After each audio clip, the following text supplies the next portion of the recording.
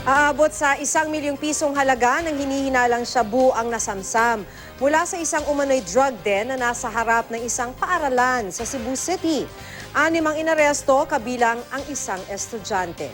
Makibalita tayo kay Luan May Rondina ng GMA Cebu. Sinalakay ng mga miyembro ng Cebu City Anti-Illegal Drug Special Operations Task Group ang isang bahay sa Veterans Drive, Barangay Lahog, Cebu City pasado alas 5 ng hapon nitong Lunes. Nakatanggap daw ang mga otoridad ng ulat na ginagawa umanong drug den ang naturang bahay. Nasa harap mismo ng isang paaralan. Sa raid, inaresto ang may-ari na si Renato Cruz, isa umanong tulak ng droga. Nakuha roon ang aabot sa 1 milyong halaga ng hinihinalang shabu, pati mga drug paraphernalia at mahigit 3,000 pisong cash. May nakuha rin doong isang hiringgilya.